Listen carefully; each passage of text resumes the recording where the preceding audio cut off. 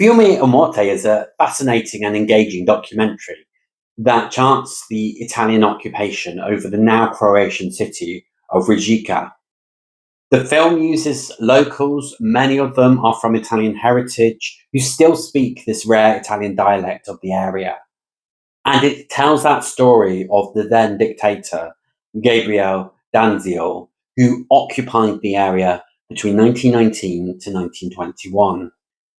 By recreating the photos of the period, the film captures major local political events, but also everyday occurrences to give us a sense of what it was like to live there.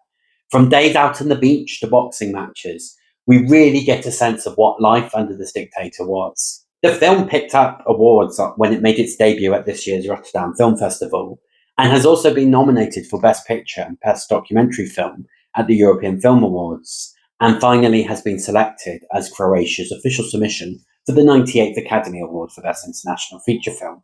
So let's dig a little deeper on this film. If you're new to my channel, my name is Paul, and I review the best of world cinema, and I follow the race for Best International Feature Film, from countries selecting their submission to the final winner.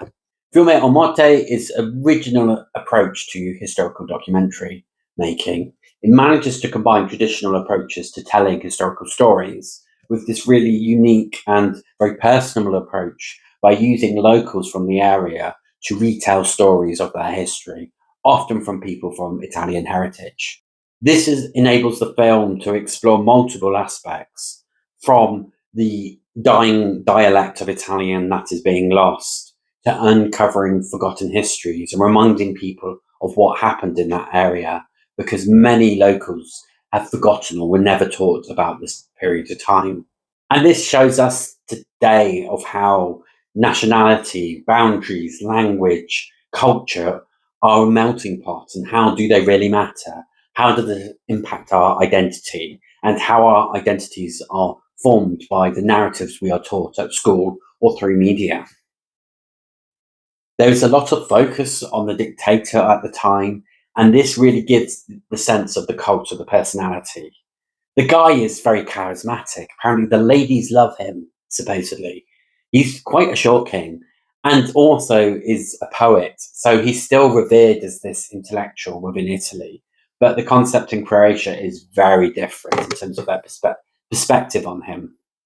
And he wasn't necessarily the best spokesperson or the best leader or the best dictator, but it's that eccentricity and managing to get consent without actually being coherent, which I think we can think of one or two leaders today that applies. When I was watching the film, it reminded me of the Romanian film I Do Not Care If We Go Down in History as Barbarians, where it's almost the role reversal, where they have a fictional director who is making this street play with locals about the role Romania had in the Holocaust, and trying to raise awareness of discrimination, racism, and anti-Semitism. However, in that film, it turns on its head as the people start applauding what the Romanians did, so almost counteracting what was the intention. Now, in this film, it's very different because they're coming from the oppressed point of view, and the people who are being occupied and oppressed. And while the comparison is probably a little unfair from me, but I do think it does slightly expose this sense of comedy. And while the Romanian film is a lot more funnier, the Croatian film, to me, feels slightly lacking in comparison.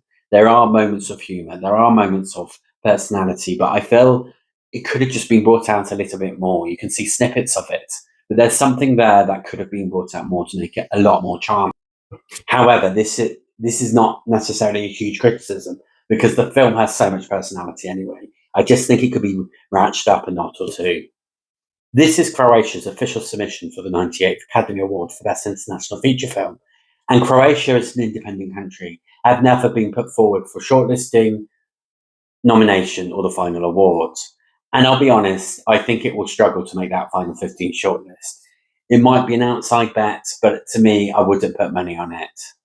However, this doesn't take away the fact it's a great documentary that taught me a lot, and taught it in a very interesting way that did not just go to your typical talking heads history documentary. And for that reason, I'm going to give Fiume O Morte 4 stars. Have you seen the film? What did you think? Put in the comments below, and were you aware of the history of the place? If you want more news and reviews for the Best International Feature Film Academy Awards, please do subscribe to Global Film Pool. Thank you very much for watching, and I hope to see you again soon.